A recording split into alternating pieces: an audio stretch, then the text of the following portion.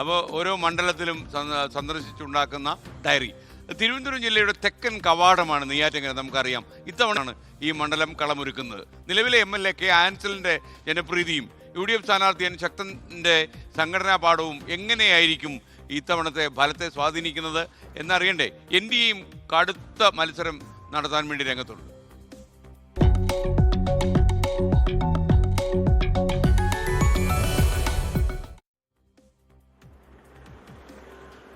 നഗരത്തിന്റെ തിരക്കുകളോ അതിസങ്കീർണതകളോ ഇല്ലാത്ത സ്ഥലമാണ് നെയ്യാറ്റിൻകര. വീടുകളിലെത്തുന്ന കുടിവെള്ളം, നല്ല റോഡുകൾ, അതിലൂടെ ഓടുന്ന ബസ്സുകൾ, ക്ഷേമ പദ്ധതികൾ, അങ്ങനെയെല്ലാം ചർച്ചയാകുന്ന സ്ഥലം. ഇടത് വലതു മുന്നണികളെ മാറി മാറി സഹായിച്ചുവെന്നത് മണ്ഡലത്തിന്റെ രാഷ്ട്രീയ ചരിത്രം. ഇത്തവണയും തെരഞ്ഞെടുപ്പ് പോരാട്ടം പ്രവചനാതീതം. അതിവേഗ വളർച്ചയ്ക്കിടയിലും ഗ്രാമാന്തരീക്ഷമാണ് നെയ്യാറ്റിൻകരയുടെ മണ്ണ്. അടിസ്ഥാന വികസനമാണ് ജനങ്ങളുടെ പ്രധാന ആവശ്യം. പ്രാദേശിക ബന്ധങ്ങൾ കൂടുതലുള്ള കെ ആൻസലിനെ 2 തവണ നെയ്യാറ്റിൻകരക്കാർ വിജയിപ്പിച്ചെടുത്തു. വികസന പ്രവർത്തനങ്ങളാണ് 3ാം തവണയും പിൻബലമെന്ന് LDF സ്ഥാനാർത്ഥി കെ ആൻസലൻ. തെരഞ്ഞെടുപ്പിലെ എല്ലാ രാഷ്ട്രീയ പ്രശ്നങ്ങളും വികസന പ്രവർത്തനങ്ങളും പ്രധാനമായി ചർച്ച ചെയ്യുന്നുണ്ട്. അതിൽ ഇടതുപക്ഷ ജനാധിപത്യ മുന്നണി ഗവൺമെൻറ് 10 വർഷക്കാലത്തെ വികസനോത്മകമായിട്ടുള്ള സമീപനം കേരളത്തിലെ ജനങ്ങൾ ഉൾക്കൊള്ളുകയും അതിനനുസരിച്ച് ഇടതുപക്ഷ ജനാധിപത്യ മുന്നണിയുടെ തുടർഭരണം ഉണ്ടാകണമെന്ന് ജനങ്ങൾ ആഗ്രഹിക്കുന്നു. ആരെങ്കിലും ഏജന്റുമാർ വേണം MLA കാണാൻ, ഒരു കത്തിന് പോലും.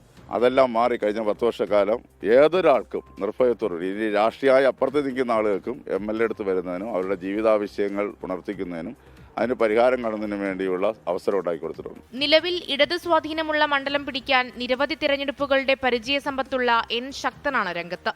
സാമുദായിക ബന്ധങ്ങളിലൂടെ മണ്ഡലം നിലനിർത്താനാണ് UDF ശ്രമം.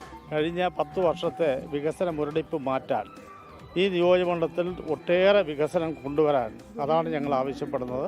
മറ്റ് സ്ഥലങ്ങളിൽ നടന്നതുപോലൊരു വികസനം ഈ നിയോജകമണ്ഡലത്തിൽ നടന്നിട്ടില്ല.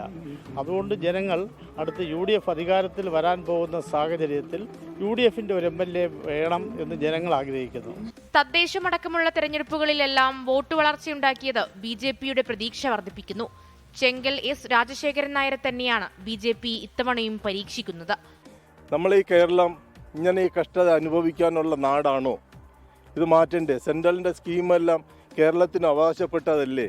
എന്തുകൊണ്ടാണ് അവർ കൊണ്ടുവരാതെ വെറും ലോണ് മാത്രം എടുത്ത് ഞങ്ങളെ കടക്കാരാക്കി മാറ്റുന്നു?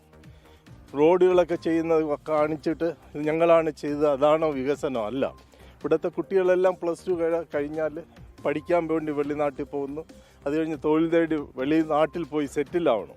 2021 നിയമസഭാ തെരഞ്ഞെടുപ്പിൽ കോൺഗ്രസ് സ്ഥാനാർത്ഥി AR ജയറാമിനെ 16,610 വോട്ടുകൾക്ക് പരാജയപ്പെടുത്തിയാണ് കെ ആൻസലൻ നിയമസഭയിലെത്തിയത്. CPMന്റെ സംഘടനാ കരുത്ത്, MLAയുടെ ജനപ്രീതി തുടങ്ങിയവ കോൺഗ്രസിന് വെല്ലുവിളിയാകുമോ എന്നാണ് ചോദ്യം. കാരണങ്ങൾ നിരത്തി മണ്ഡലത്തിൽ ഭരണവിരുദ്ധ വികാരം നിരവധിയെന്ന് UDFും NDAയും ആവർത്തിക്കുന്നു. നാട് വളർന്ന 10 വർഷങ്ങൾ എന്നതാണ് LDFന്റെ തിരഞ്ഞെടുപ്പ് മുദ്രാവാക്യം. വികസന വിസ്മയത്തിന് മാറ്റം അനിവാര്യമെന്ന് NDA UDF ക്യാമ്പുകൾ പറയുന്നു.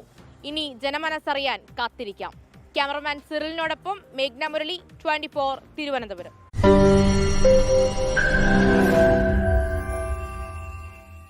ലോകത്തെവിടെയായാലും ഏത് സമയത്തും 24 വാർത്തകളും ഓഗ്മെന്റഡ് റിയാലിറ്റി പാക്കേജുകളും എക്സ്പ്ലെയിനറുകളും വിശദമായി കാണാൻ ഞങ്ങളുടെ YouTube ചാനൽ നിങ്ങൾക്ക് സബ്സ്ക്രൈബ് ചെയ്യാം.